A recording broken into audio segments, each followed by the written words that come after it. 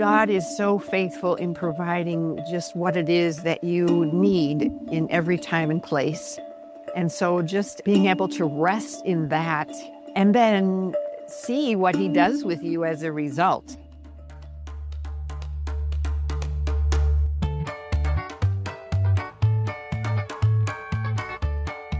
All right, welcome back to another episode of Essentially Translatable, brought to you by Lutheran Bible Translators. My name is Rich Radowski. I'm your host, and as we continue through our series of throwbacks for the 60th anniversary of Lutheran Bible Translators, we are going to throw it back to an episode with Jim and Susan Kaiser.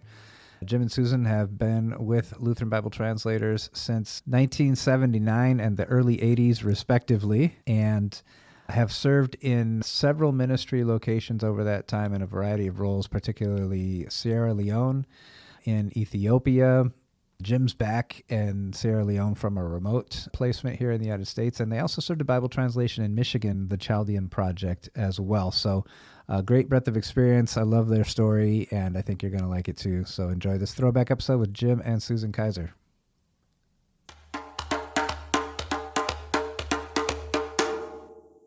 We are with Dr. Jim and Susan Kaiser today, talking about their work and ministry with Lutheran Bible Translators. So welcome to the podcast. Thank you. It's good to be here. Thank you. Before we get into some of the stuff to do with your ministry, which is long and varied, we'd like to have our listeners get to know you a little bit. Tell us about your background, Jim and Susan, what you previously did before beginning work with LBT, how you got involved in Bible translation ministry.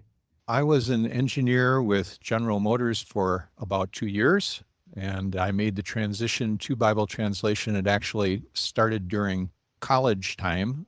During that time, I got interested in missions and started talking to different mission agencies about serving with them, and they all told me the same thing, that they don't really need a mechanical engineer to do missions. But several of them said, you might want to think about Bible translation work. People who do well in math and science often do well with linguistics and translation work. And I heard that from 3 or 4 of these that weren't involved in that work themselves. And so I thought maybe God's trying to tell me something here. So I eventually started checking out some Bible translation agencies and went on from there. Took a leave of absence from my job and then took some training, enjoyed it, and went on from there.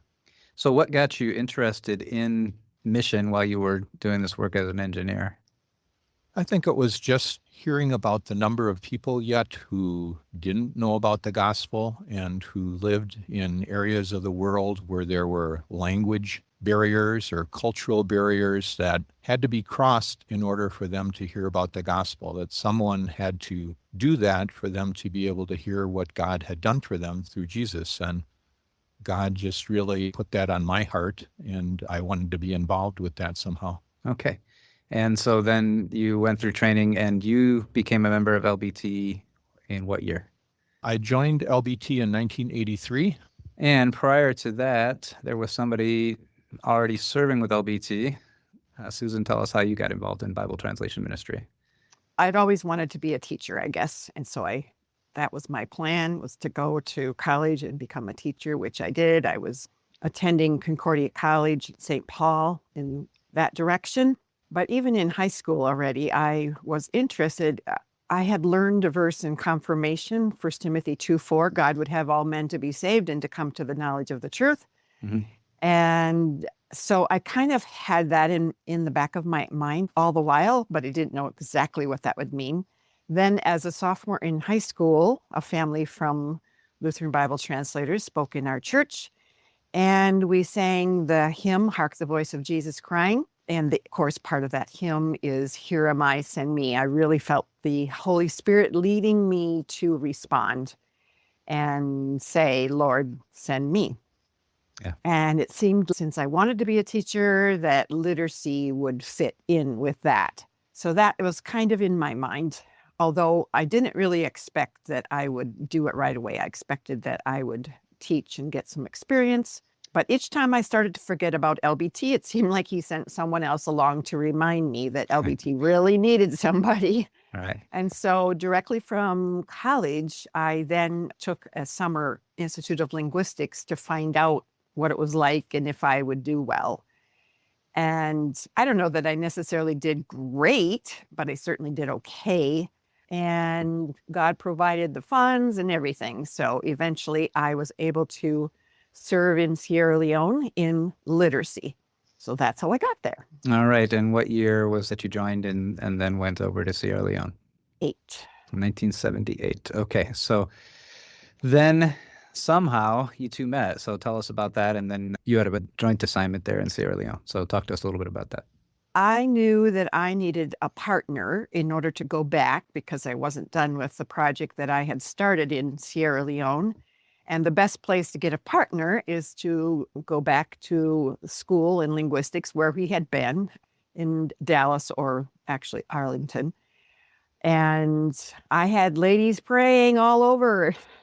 So that, and even though I didn't say a male partner, they all knew and were praying for me. So in comes this young man, and I'll let Jim tell his part. Yeah, I think when we first met, we both thought this isn't the right person. Susan seemed a bit older. She's 3 years older than I am, and seemed a bit older. And maybe I thought she kind of dresses like my mother. And she thought I was this young guy who always ran around in unironed clothes and things. And so there wasn't a lot of mutual attraction at first, but as we got to know each other and became friends through classes and things, there was an attraction. And we ended up getting married in 1985, early 1985, and then went overseas later that year. All right. And that first assignment then was to Sierra Leone, to the Kono language community. Is that where you had already been working, Susan? No, it was a different language group. Thankfully, the Lord provided someone else to return to the language group that I had been working in. Okay. So it was a new start for me too.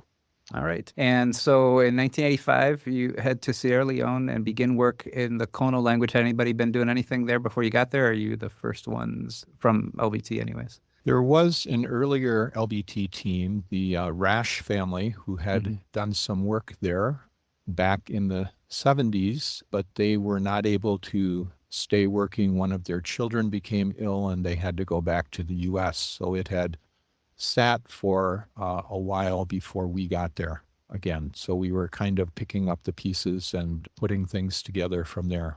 Okay. And you had a family there too. Is that correct? All of your children were born during your time in Sierra Leone? Yes, all 3 of the boys were born there. 2 of them were born at a missionary hospital about 8 hours drive away.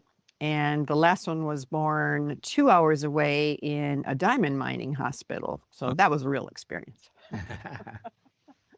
So tell us some about your work with the Kono people in your life there, other memories that stand out from your time in Sierra Leone. Yeah, we lived in a village that was at the end of the road, pretty much literally. We had no electricity, no running water, no telephones when we first went there.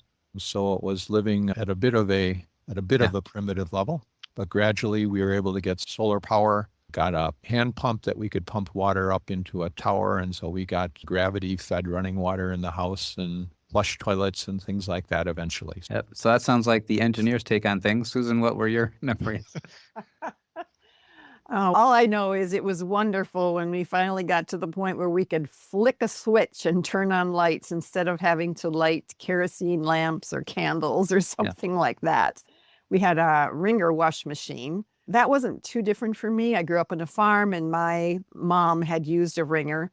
Of course, hers was electric and mine was a very noisy lawnmower type motor, but at least I had some familiarity with it. All right. So you worked in the Kono language area for how long? We were able to stay in the area up until about 1991. And at that point, there was a rebel war that got started in Sierra Leone. And that pushed us out of the Kono area and down to the capital city, where we continued working with the project up until 1997, when there was a coup. We had to leave the country at that point, went to Ivory Coast, and continued working with the Kono project there up until 2002, when there was another military mutiny there against the government. And then at that point, we relocated back to the States. All right, in 2002. And the Kono New Testament was completed sometime in that In time frame too? 2006 is Okay. actually when we finished it. When we were back in the States, I continued working with the translator by email, and then I also made about 3 or 4 trips a year. I would travel to Sierra Leone for about a month or so at a time to do checking work on the various books with a consultant. They would come and meet us there, and we would check through the books. Okay. After the Kono translation was complete, then you began working with a group called Aramaic Bible Translation. Tell us some about that work. When we were finishing up the translation, actually, I was looking at possibly getting out of Lutheran Bible translators at that point because we really didn't feel up to going back overseas. We had felt pretty stressed out yet from our times with the war and the various things at that point. So I was exploring other opportunities, and that's when Aramaic Bible Translation approached LBT about getting someone to work with a project that they had in the Detroit area for the Chaldean people. And since we were there, living in that area, LBT asked if we would consider working with that project. And the Chaldeans are a group from Iraq. They are a part of what would be called the Church of the East, which was the Persian church. There was the Roman Catholic Church that was centered in Rome, and there was the Persian church that was centered in the Iran and Iraq area, and they are descended from that Persian church that was there, the Church of the East. Okay, so yeah, in the Bible, we hear about places like Ur of the Chaldees, or we hear the Babylonians, or sometimes it's translated as the Chaldeans in different prophetic books. Are these the same people or descendants of that same group connected somehow? That part is a bit fuzzy. Okay. Some would say yes, others would say no, maybe not. They took the name on later when they split off from the Church of the East. And so it's not clear how much of an actual tribal relationship there is with that. Okay. And but the language is somehow related, or there's some ancient translation that the church has used to this point? Yeah, Chaldean is what's called an Aramaic language. It's related to the language that Jesus would have spoken with his disciples. And their original Bible was the Peshitta, which was an old translation done maybe 300 or 400 AD. And so the church used that, but no one understood it except for the clergy who had spent time studying it. And so it was kind of like in the U.S. when the Catholic Church was only doing their services in Latin. That was what it was like for the Chaldeans, for many of them, where the scriptures were only available within the old language. Okay. So you worked with the Chaldean project until it published a New Testament, is that correct? The New Testament was completed before I became involved. I was working on the Old Testament with them, training a translator and working with him. And we worked on that up until 2012. Very good. And then you were working on doctoral work, and somehow this possibility came up to engage and work in Ethiopia.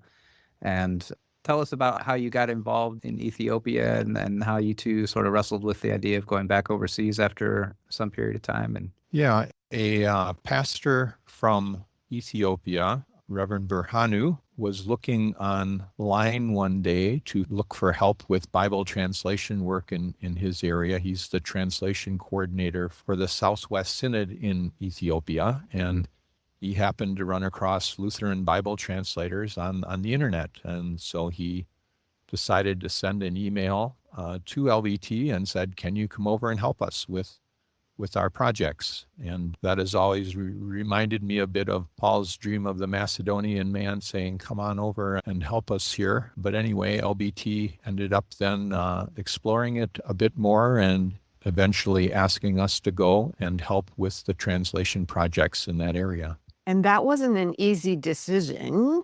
especially for me. During the time in the States, that was really a gift, I think, because it enabled us to be in the U.S.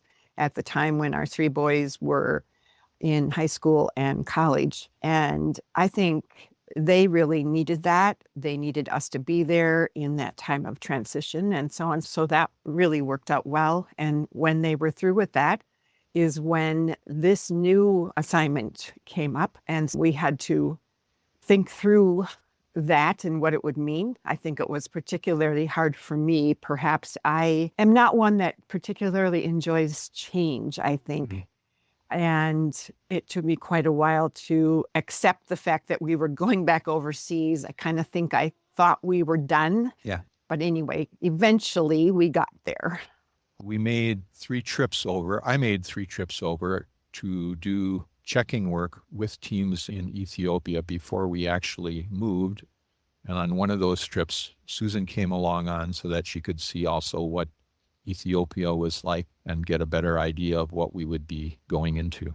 Yeah. We had been praying prior to that, especially me, to know what God's guidance was. And it just seemed like the moment I got off the plane there in Ethiopia, I knew that's what God wanted us to do. Even though my own self was fighting it, I knew that's what God wanted. Yeah, the last episode of the podcast, Dr. Boafo had this statement in there that says, if you're a Bible translation missionary, then you can't just go home and do something else. You're always a Bible translation missionary. So kind of illustrates that, the truth of that. So then the role that Jim was slotted in Ethiopia was translation consulting in Ethiopia. So I wanted to talk a little bit about translation consulting, what it is, why we do it just in Bible translation ministry. Yeah, consulting is a way of getting someone who has more experience involved with projects so that they can benefit from the experience that person has had and help to improve the translation. Some of translation consulting is training and advising. Some of it can be looked at as kind of a quality check on things, which helps to satisfy a lot of the publishing concerns that maybe organizations might have, that they want to be sure that it's done in a good way, and the consultant can come in and help to make sure that the translation has been done in a good way and give the teams advice as to how they can go about and improve the translation with doing that. A lot of what I do is asking questions, asking teams to think about, have you thought about this, and how will people understand that, and what does that mean in your language, and what are the implications for that within your culture, and just helping them to think through what it's saying and how people will be understanding it, and maybe adjustments that they need to make in the translation to take account of some of those things. Yes. And so you worked, at least initially, with 4 or 5 different languages and have done work in others. And whenever I talk about translation consulting with folks, and I explain that some folks have these, multiple languages, even dozen or more languages that they're helping consult on. And the question I get asked is, do they learn all those languages, or how can they do consulting without knowing every single language they're doing? So how's that work? Yeah, it's impossible for a consultant to learn all of those languages that we work with that way. But what usually happens is the team will make what's called a back translation, where they will do a literal translation of what they have translated back into English or into another language that the consultant already knows, if there's another common language. And so some of them can look like a word for word interlinear kind of translation of what they've done. And then sometimes they'll also do a more free translation that gives more of a rendering of what it sounds like within their language. Okay. And those can be written, where that gives a consultant a chance to look at the translation ahead of time and to develop questions and things, so that when the consultant meets with the team, then they can go over those questions and work through that. Sometimes it's also done orally, where the consultant just asks the team during the meeting to give a translation back to English. And both of those can help the consultant get a picture of what's being said, and then he can ask questions based on that. Yeah, so it's a dialogical process that helps in a way, the translators are the ones who know the text the best, can sort of talk about and troubleshoot and unpack what they've translated and why they've translated it that way. They're the experts in their language, and they're the experts in their culture. And so as a consultant, I can't really say this is what you ought to do. And that's why a lot of my job is just asking questions that, when I've seen in another similar culture, maybe that they've had problems with an area or people understanding, then that's where I'll probe a bit more and ask a few more questions to help them think about that and see what the implications are for what they're translating. All right. And then Susan, in those, especially those first years back in Ethiopia, when you guys lived down away from the capital, had served in member care in certain capacities. So tell us a little bit about member care, or what you did, or, to the extent you can, of course, and why that's important.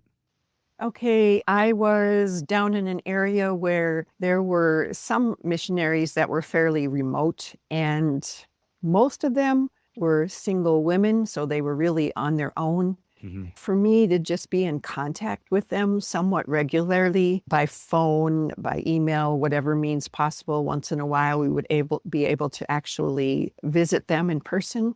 That was also helpful to them, Yeah. just to see how they're doing, to have someone for them to talk to, share things. That was a very important thing for them to have. We had one family with children, and, sometimes you can find out different things. They could ask questions based on our experiences because we were to the point of being grandparents, just those kinds of things for women in general, to be able to ask questions or just to talk. Women need, I think, opportunity to talk. So probably more of my role was in that area of being a sounding board, an encourager, that kind of thing. And this was not just, actually, none of these were LBT missionaries. This is a greater service to the missionary community. So then more recently, the two of you have moved to the capital city and begun working in an initiative in one of the departments of the Lutheran Church, the Department of Mission and Theology. Tell us a little bit about what's going on with that, Jim. Yeah, it's really an exciting and busy time with that. The church there is looking at becoming much more involved in their work in Bible translation. They currently have about 23 Bible translation projects that they're involved in. And part of my work is helping them to manage those projects better, to improve the work that they're doing with the projects. They're also just developing a Bachelor of Theology program in Bible translation through the seminary there. And part of what I'm doing interfaces with that as well, with helping to select people for that training and to help guide that process through. And then part of your preparation that led to this, even though we didn't know, for your translation consulting work too, was doctoral work that you did. And you did some work researching. The title of the thesis is Using Online Collaboration to Produce Relevant Translation Resources, which speaks some to the idea that resources are needed for broadening the involvement of folks that can work in Bible translation. That's already broadening on its own, and there's a cry for resources to be available to more than just the English-speaking world and to be more available in a timely manner. So you talk about relevant translation resources. Tell us a little bit about what you mean by relevant resources as you did that research. What kind of stuff were you looking for?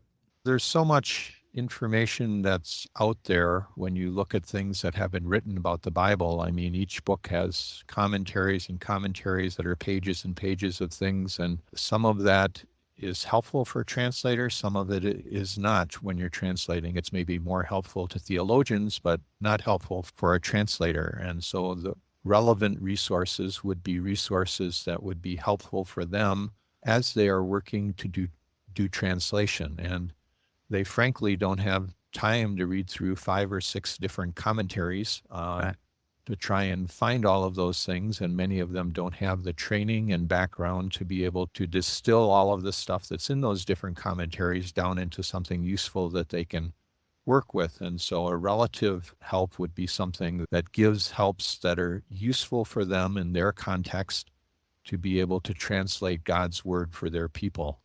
Even looking at things like study Bibles that we have here in the U.S., the information given there can be helpful, but often it's very fact-based things like town A is 6.7 miles away from town B, and that's the footnote that you see in a study Bible. And really, how does that help someone in another culture understand what's going on in that particular story within the Bible, or how to apply that within their life? And so it's looking at how to give information to people that isn't just a bunch of facts and things, or that won't be helpful to them, but how to give help to a translator so that he can put the things that are most helpful for his people there and take that into account. Yeah, and you mentioned that some part of the problem is that the resources, one, could be out of date with biblical scholarship, maybe not practical, but also were written from a perspective that may not be helpful to Bible translators, and even or from a Western theological perspective, which may not give a full scope of translation. So your research tried to set up a wiki method, this kind of crowdsourced idea of putting resources together. And so you wrote that it didn't gain a lot of traction during the period of time that you did it, which was for a few months, that you tested out some things. Why do you think that was the case? There were a number of factors, I think, that led into it not being used so much. One is that it was a limited time I was doing it, and so it didn't have a lot of time to kind of get known and build momentum. Another factor is just people who work in Bible translation are very busy people already, and it's hard to get someone whose time is stretched to say, okay, take this extra time and go here and do some writing and editing on this website.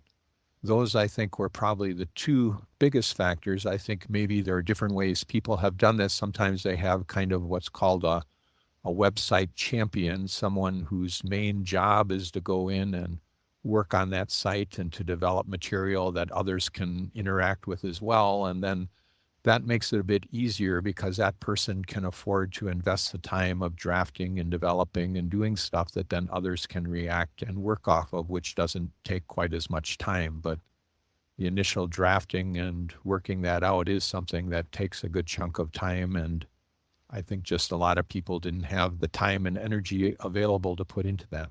Sure. Yeah. No, it's a huge endeavor and something to keep looking at for sure. I think the Bible translation world continues to wrestle with how to, one, make materials available, but also how to involve a larger segment of the folks that need to be involved, how to find the right platform and tools and connectivity to do that. Just as you were starting to get in the groove in Addis at the DMT, then we brought you guys home due to the coronavirus outbreak and some of the uncertainties that surrounded that. I mean, at that time, in the whole world, we didn't know really that coming to the United States was any better than staying in Ethiopia, but we brought you back and you've been here in the States for a number of months and now planning to return to Ethiopia, one of our first missionary teams going back. So talk about some of your thought process, and Susan too, about what goes into that decision, your hopes, your concerns as you wrestle with returning even in the midst of a pandemic to your home in Ethiopia. Oh, there's a lot of mixed emotions with it, I think, and thoughts and uncertainties just because the whole COVID situation, there's so many different things that you read and hear about it, all the way from COVID is no worse than the flu to COVID is almost the Black Plague. You know, it ranges over that whole area and you see all of that and have to filter through that and try and come up with something that seems to be true. I think for us, for me, it came down to ultimately our safety is in God's hands, whether we're here or over there, and there's risk in life, whether we live here or over there, and that the safest place to be is where God wants us to be and to be involved in that work. And I guess at this point, for me, it came down to it felt the best to be over there. That's where God wanted us, and that we could take reasonable care for our safety while we are there, even though if we would become seriously sick, they don't have the same facilities there as we do here, or as many of them, resource-wise. But ultimately, our safety is in God's hands. You know, for me, it means saying goodbye to kids and grandkids, and that's always the case. So as Jim said, we needed to get back and do what God's called us to do. So let's get on with it. Yeah, and even if, it's likely, of course, you've been working from home while you've been in the States. You may have to work from home there in Ethiopia. So what's the difference in your mind for going back as opposed to just working from home here? I think it opens up the options of just better communication with people there. There are opportunities for face-to-face meetings, better with mask and proper social distance, of course, but that's there. And I think it can also be from past experiences when we've gone through difficult times in countries that we've worked in, I think it can also be an encouragement to people there to have us come back. That it's not so bad and they're not at the not being abandoned by everyone, but that we can be there and help to contribute and stand with them in this. That is so true, and that's a great perspective on it. So the two of you have been involved in mission work now for, I was trying to do the math, 35 years, give or take, 30 to 35 years, depending on how we're counting and who we're counting here. What is the role of the Bible in your lives? You talked about some inspiration as young people, but now after all these years of service, what is the role of the Bible in your lives, and how does that play into your continued outlook and mission work? For me, I'd say the Bible is totally your center. It's where you look when you need guidance. It's where you look when you want to remember how much God loves you, and where you look when you need promises of his strength and provision. It's just very important because of that. Absolutely.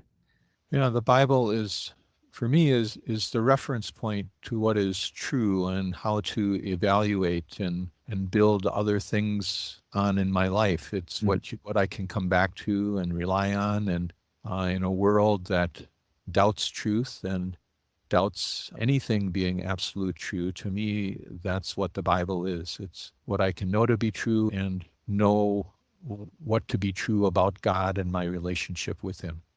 Yeah. What do you think that the church here in the West can learn from some of the folks that you've worked with over your years of missionary service? There's a couple things that come to my mind. One is we can grow in our understanding of the reality of Satan and his activity in the world. I think we in the West here tend to be pretty materialistic in our view of life, and people in Africa do have a very real knowledge of Satan's activity in the world, and that's something I think we can learn from.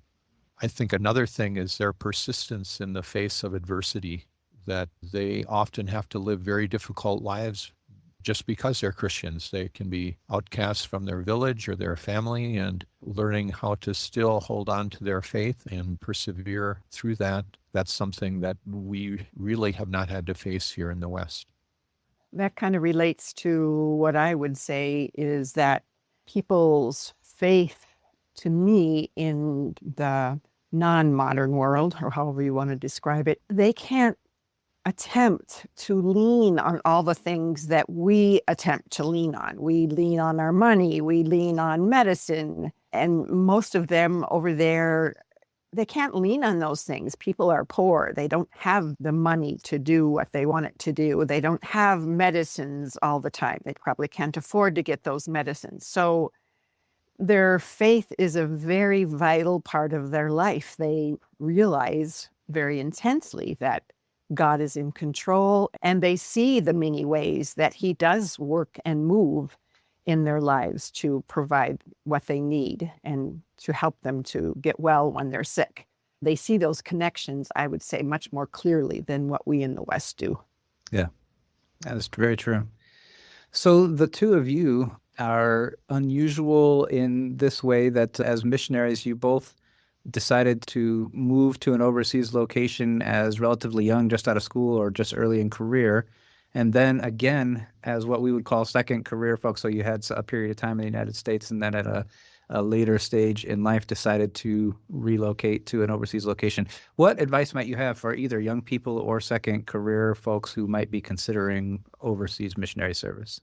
I would say, because I went as a single missionary originally, there were times that were quite difficult. And so I definitely wouldn't promise that it's going to be easy as a single missionary, but God is so faithful in providing just what it is that you need in every time and place. And so just being able to rest in that and then see what he does with you as a result. I don't feel like I had so much confidence at the beginning, but in spite of that, God did his thing and used me for his purposes. So I think that's something that I could give to other single missionaries, not quite knowing whether they could do this on their own, because I really wanted to be married and felt like God was giving me a promise that I'd be married. But I soon found out that promise was not to be answered before going to the field, but after. God can do it. I would add to that to just follow where God is leading you. You know, he may put something on your heart that seems very difficult or out of the ordinary, but if you really feel that's where God is leading you and wanting you to be involved, then follow that. I don't think you'll regret it. Absolutely. Lord willing, at the time that this podcast episode is out and releases for listeners, you two will be in the air en route to Ethiopia. Thinking about that, how can our listeners pray for you as you re-engage in ministry in Ethiopia? I think just praying for wisdom for us as we're there and helping to work with the church as they develop their translation program there, praying for us for good health during this time of COVID, that God would keep us in his hands with that. Praying for our readjustment. We've been there, so we know something about it, but now things have changed with COVID. Yeah. So exactly what that means is a little bit uncertain. We may have to do some things a little bit differently. And wisdom in that area also would be very much appreciated. Absolutely. All right. Thank you so much for your time this morning. We've been talking to Dr. Jim and Susan Kaiser, missionaries to Ethiopia, heading back, likely in the air right now. So thanks for your time with us today, and God's blessings. Thank you very much for having us. Thank you very much.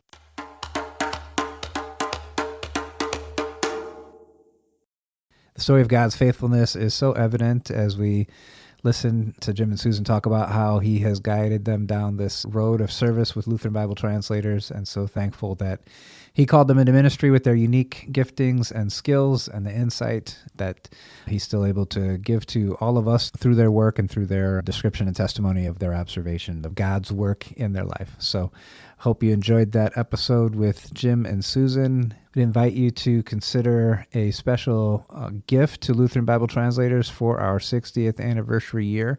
You can go to lbt.org and scroll down to the featured campaign, More Than Words. And certainly we'd invite you to join us as prayer partners too. You can see at that same location how to get engaged as a prayer partner, receive materials to lift up the ministry of Bible translation in prayer every day and follow along that journey and see how God's faithfulness continues to be at work. And as we pray for things and see how God answers prayer, we see that faithfulness answered again and again. Thanks for listening in this week. God's blessings.